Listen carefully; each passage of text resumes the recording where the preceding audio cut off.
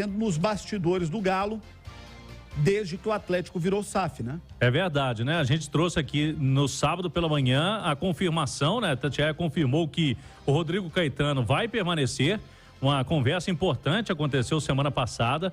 O Rodrigo Caetano alinhando aí junto com a cúpula do Atlético, né? Agora virando SAF, logicamente algumas coisas serão alinhadas, as coisas vão mudar um pouquinho, mas a permanência do Rodrigo Caetano teve um papel fundamental. O presidente do clube, o Sérgio Coelho, que é um apoiador, né, do Rodrigo Caetano, acredita que a permanência dele é fundamental no ano que vem. E o Rodrigo Caetano aqui mesmo, né, no bastidores, há uma semana, ele disse que queria ficar, estava já adaptado a Belo Horizonte, a família, e ele também tinha uma boa relação com todos no clube, então nada melhor do que cumprir o contrato. Então ele vai cumprir, vai ficar para o ano que vem.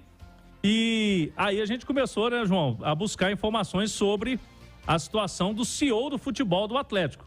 E aí a gente chega no Sérgio Coelho, que é o cara que a diretoria, né, a cúpula, os acionistas da SAF do Galo, eles não querem abrir mão do Sérgio Coelho à frente do futebol. Diferente do diretor executivo de futebol, que o Rodrigo Caetano vai continuar na dele, vai continuar como sempre. Agora, tem essa interligação com a SAF e o CEO, a cúpula do Atlético quer ter o Sérgio Coelho, que por outro lado a gente apurou que não está querendo, o Sérgio não precisa financeiramente, não estava querendo um salário, não estava querendo ser remunerado, mas estão tentando acertar essa história aí, né, João? Eu conversei com o Sérgio Coelho para apurar essa informação e num caso como esse, nada melhor do que a gente falar diretamente com a pessoa.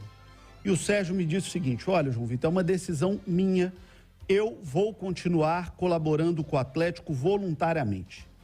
Eu não ganho nada do Atlético, nunca ganhei, até pelo contrário, o Sérgio tem uma fama no Atlético de pagar até despesas pessoais dele, em viagens com o clube, em hotéis, em lugares que ele vai para o Atlético. É muito comum que o Sérgio Coelho pague até as suas despesas. Ele já fez essa opção por diversas vezes, nunca recebeu o salário do Atlético, não recebe o salário do Atlético.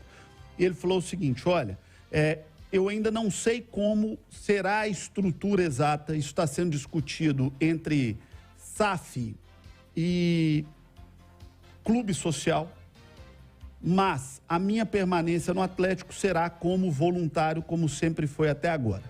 A tendência é que seja uma presença mais forte no futebol, que é o principal negócio do Atlético, é o principal negócio de qualquer clube. Ele seria ali talvez o superior imediato do Rodrigo Caetano, que é o diretor de futebol do Atlético, cumpriria essa função de ser uma palavra do clube social, né? E aí representando conselheiros, torcedores, sócios, representando o Clube Atlético Mineiro, e não a SAF Atlético ou Galo Holding, que são as razões sociais que foram constituídas para tocar a SAF do Atlético, representando o Clube Atlético Mineiro e os seus 25% nessa sociedade. Mas ele fez uma opção de querer seguir como voluntário, de colaborar com o Atlético como voluntário. E acho que algumas coisas têm que ser destacadas nisso, e acima de tudo ser destacado o espírito de desprendimento do Sérgio e de responsabilidade dele com o Atlético. Dirigente de futebol, gente, erra e acerta, como eu e você erramos todo dia na nossa vida. O Sérgio, como presidente do Atlético, já acertou, já errou, já tomou decisão boa, já tomou decisão ruim, como todos nós tomamos o tempo todo. Agora, não tem jeito de negar a honestidade e a correção do Sérgio à frente do Atlético. É um cara extremamente honesto, extremamente correto nas suas decisões e nas suas posições no que diz respeito à gestão do Atlético. É isso mesmo. E aí o Sérgio Coelho presente, ele já estava muito presente, né, no futebol, né, João? E tem também o conhecimento dos outros presidentes dos clubes, né? Então essa relação diplomática também do Atlético ele vai continuar fazendo. E essa interligação lá com o futebol, com a cidade do Galo, dia a dia, como você disse, representando o clube social, tem a turma da SAF, né, os acionistas, para que o Atlético continue funcionando de uma forma aí sem muita diferença, né, João? Sem uma quebra de estrutura no Galo, porque a gente está vendo aí os mesmos personagens envolvidos nessa história, mas o Sérgio Coelho, ele, pelo que eu pude apurar, a turma não abre mão dele. Eles querem que ele continue de qualquer forma. Os importantes no Atlético, dentre eles, ele é um grande pacificador, é um cara muito equilibrado, é um cara muito sensato, é um cara muito tranquilo, e ele cumpre esse papel de ser ali um algodão interno dentro do Atlético, né? Um cara que é muito respeitado por todos, primeiro por ter uma história e segundo por ter topado um desafio muito pesado, que é o desafio de ser presidente de clube, ali, porque ser presidente de clube de futebol não é fácil, porque quando você ganha, para o torcedor de uma maneira geral, praticamente você está cumprindo a sua obrigação. Agora, quando você perde, a vida é um inferno, né? Porque o nível de cobrança do futebol, os 20 clubes da Série A têm certeza, o torcedor, que o time tem que ser campeão. Todo mundo. Qualquer outra coisa diferente disso não serve. Tô vendo o Landim lá no Flamengo. O cara, ano passado, foi campeão da Copa do Brasil e da Libertadores. Esse ano, de fato, o ano tá difícil. Tá ruim pro Flamengo até aqui. Mas nada que fez ano passado, ninguém lembra mais que o cara ganhou nada. O título de ontem já não vale nada no futebol, né? É que no caso do Landim, uma das coisas que ele fez foi mandar o treinador que ganhou esses 2 títulos embora, né? Então aí fica pesado mesmo. E eu acho que aí vai muito do amor pelo clube, o amor pelo esporte, né? A vontade de colaborar, de ajudar, que permanece, né? Independente do cargo. Nesse caso, permanece e isso é muito legal. A gente tem uma expectativa muito positiva a respeito dessas mudanças que, como disse o Claudião, não são mudanças radicais, né? Talvez o olhar que seja diferente nesse momento de profissionalização, mas que bom, né? Que o presidente vai poder continuar colaborando, ajudando e mostrando um pouco mais do seu carinho pelo clube. São 8h17 em Belo Horizonte, ao Bastidores pela Itatiaia. Qual que é a sua avaliação, ali da permanência do Rodrigo Caetano especificamente? Isso que foi pacificado interno no Atlético essa semana. Internamente o Atlético pacificou essa questão essa semana, decidiu pela permanência dele. O Rodrigo Caetano deu um giro semana passada de entrevistas. Esteve aqui no Bastidores conosco, teve em outros espaços de imprensa também. E em todos ele fez um discurso muito conciliador de quem quer ficar. E isso teria pesado para a decisão da diretoria, meio que pactuando também um novo modus operandi do Rodrigo Caetano para o dia a dia do clube. Com muito espaço, com muita projeção, com muita autonomia, como deve se ter, né? É uma responsabilidade, mas não com o exclusivismo do posicionamento. Né? Porque o que incomoda algumas pessoas dentro do Atlético é a questão do Rodrigo meio que assim, o futebol é meu, ninguém toca, aqui mando eu e mais ninguém. E isso não existe em lugar nenhum, né, Alex? Como também é difícil encontrar, João, pelo outro lado, assim, uma estabilidade tão grande, né? Um profissional até o 2026. É difícil você, em todas as áreas, não é só na área técnica, não, mas diretiva também, você ter uma longevidade tão grande assim.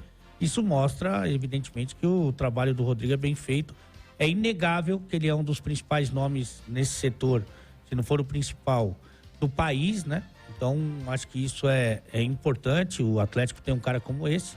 E também é importante para o Rodrigo Caetano estar num clube de ponta como esse, com esse grau de confiança, né? Que ele goza de perante os caras que mandam no clube. Então, eu acho que no final das contas fica bom para todos os lados, viu, João? O Rodrigo Caetano tem algumas coisas boas e importantes que precisam ser destacadas.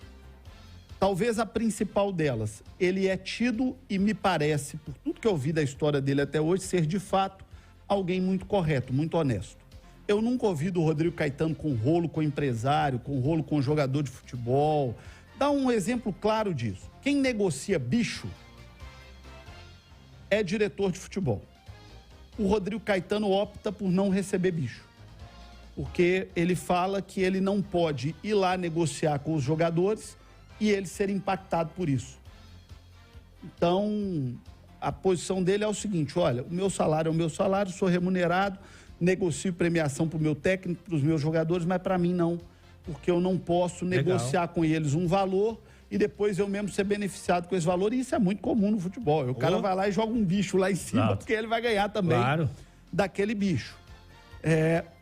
Eu nunca ouvi de história do Rodrigo Caetano beneficiando empresário A, B ou C, ou com rolo, ou com trazendo jogador de esquema. Não tem disso. Isso tem que ser muito valorizado na trajetória das pessoas. Aonde estão as críticas ao Rodrigo Caetano? Primeiro, num processo de não aceitar muitos questionamentos ou opiniões, e isso é uma coisa que tem que acontecer em qualquer empresa, em qualquer clube, né? As pessoas estão ali, desde um presidente, um diretor, agora que é uma SAF, que você tem investidores, se você é um funcionário, você vai ser cobrado, você vai ser exigido, você vai receber ideias, você vai receber propostas. Até para explicar algumas coisas. Né? E que você pode concordar ou discordar, mas que quem está acima de você hierarquicamente tem esse direito, é óbvio que tem. Isso é parte de qualquer empresa e talvez seja um processo que o Rodrigo Caetano vai ter que se adaptar no futebol. Uma coisa era o Rodrigo Caetano ser diretor de futebol, por exemplo, do Vasco ou do Flamengo, há 10 anos atrás, 8 anos atrás, que eram clubes com outro modelo de governança. Outra coisa é ser de um clube, empresa, que tem um modelo de governança onde ele vai ser cobrado, onde o clube pode ter o interesse, por exemplo, de falar o seguinte: olha, nós precisamos que o CT seja mais aberto, porque a gente quer dar mais exposição de marca para os nossos patrocinadores, que a gente quer ter uma relação diferente.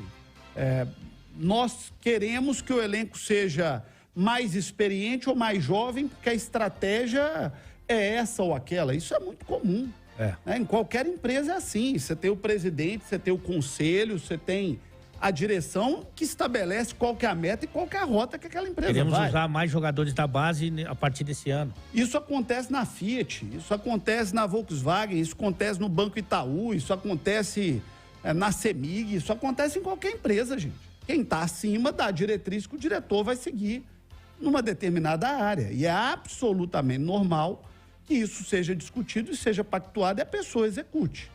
E me parece que isso foi rediscutido ao longo dessa semana para que fosse construído aí um consenso interno, primeiro, para entender da permanência dele e com ele, para que ele permaneça e, claro, com muita autonomia, porque também tem que ter autonomia e ser cobrado o resultado, mas também com diretrizes a serem seguidas, como é em qualquer espaço, né?